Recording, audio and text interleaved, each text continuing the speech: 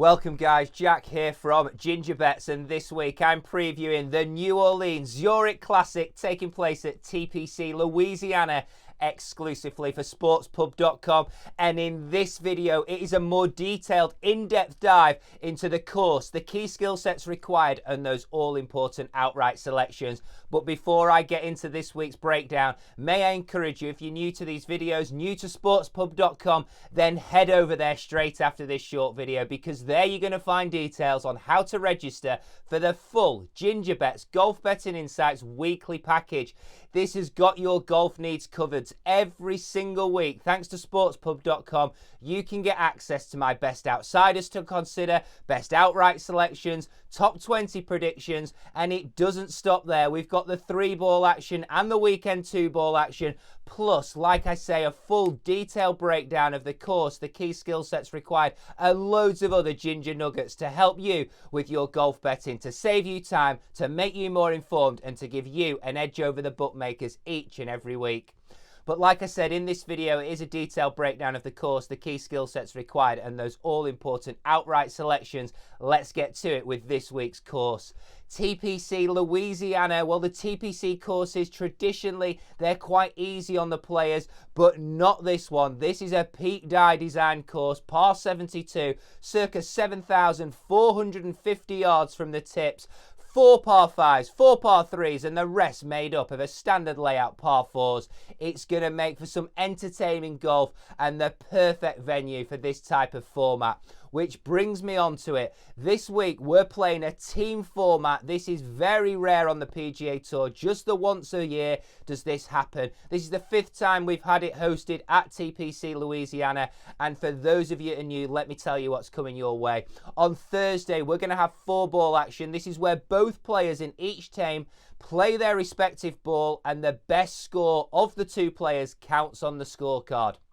And then on the Friday and the Sunday, we have the foursomes format, which is alternate shot. So the player that hits his tee shot will then not play the second shot. The second shot will be played by the player who didn't hit the tee shot. The more difficult format of the game for sure, and it requires players to dovetail well if you're going to have success.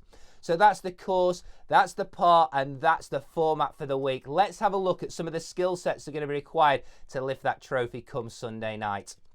Well, first off, we're going to look at Pete Dye's courses and players that have performed on the Pete Dye tracks. They are very distinct in how they challenge the players, certainly on approach play, but also off the tee. So therefore, a starting point is to consider players that have performed well on other Pete Dye tracks around the USA. Then I want to look at tee to green performance over the last 36 rounds and certainly the last 24. There is no way that in this format, when you're going to have to make plenty of birdies, that you can have your tee to green game out of shape. So next we're going to look at that as the foundation for our research this week. Then want to look at birdie or better conversion rate, and this is quite simply that on 2 of the days, the Thursday and the Saturday, players are playing better ball golf, so 4-ball golf. This means that players are going to have to make plenty of birdies, otherwise their team's going to be going down that leaderboard. So let's look for players that are executing with their irons and converting plenty birdies of recent times. Then want to look at putting performance in this format, like we've touched upon, like the Ryder Cup. Those of you that are familiar with team golf, putting plays such an important factor. You can put so much pressure on your playing partners and the people you're against in this format, but all those others on the leaderboard by holing putts from 10, 15 and 20 foot. So let's look for players that are standing out with their putting of recent times. So to just recap the skill sets that I'm looking at Pete Dye form in general, tee to green performance as the basis of my research. Then want to look at players that are performing well on the par 4s, but with birdie or better rate of recent times. So that's the last 36 rounds. And finally, strokes gained putting. They're the key skill sets, but the bit that you all tune in for, those all-important outright selections, well, I'm not going to shock you. I'm playing it quite safe this week at the top of the board, but it'll become apparent as to why. Heading off the portfolio, the team, should I say, that I'm going to put forward is the leading team statistically in this group this week. Out of the 160 players, the 80 teams that are on show, this team have the highest world ranking combined. In second and fifth in the world rankings, we have Colin Morikawa and Viktor Hovland. And quite simply, in the 4-ball format, these two are going to dominate. They're going to make so many birdies. They're going to be making a birdie every second hole. I'm pretty sure of it, shooting 8, 9, 10 under par in that format. And then when it comes to dovetailing in the team alternate shot format, I think that they'll have that covered as well. They're both great off the tee. They're both incredible with their irons in hand. And if one of them performs well with the putter, they're going to have a great week. Well, often Hovland has his putting thrown at him. He's a weakness in his game. He's gained strokes in 6 of his last 7 events with the flat stick. So if these two can keep their irons dialed in, they're going to be hard to pass at the top of the leaderboard. 8-1, but MGM's the place. Go and get it right now. Viktor Hovland and Colin Morikawa.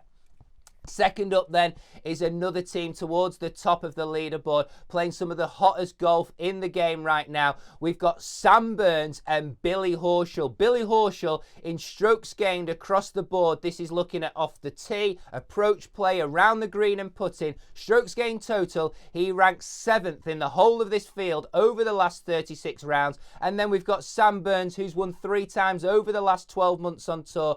If he can bring his A game and Billy continues where he's been over the last few weeks, then these two are a force to be reckoned with. You've got Billy Horschel, super steady off the tee and with his irons. You've got Sam Burns, explosive in every single part of his game, including with the flat stick. I believe that these two are going to make a real push for the title. And at 10-1 with BetMGM, I take advantage of those odds. I believe that these two have got an outstanding chance this week.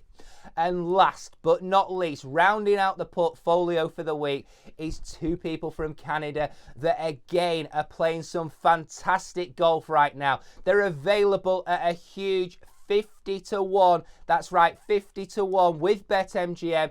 And these two, let me tell you, Adam Hadwin and Adam Svensson statistically have got a fantastic chance of outrunning their odds this week.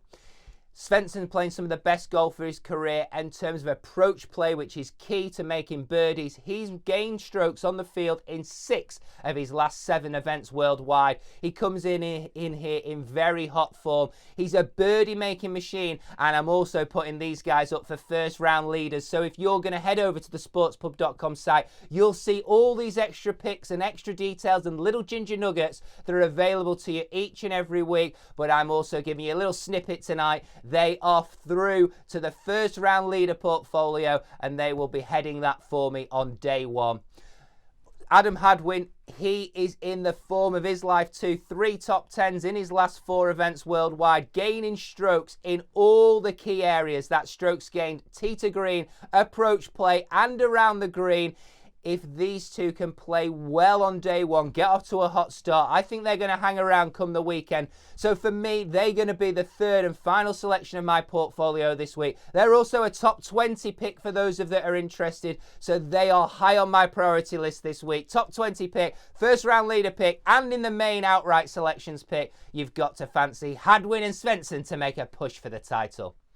Thank you for listening. Good luck with all your wagers this week. And please don't forget, head over to sportspub.com, register your email address, get access to the Ginger Bets Golf Betting Insights weekly content, sure to save you time, sure to make you more informed, and sure to give you an edge over the bookmakers. Good luck and bye from me.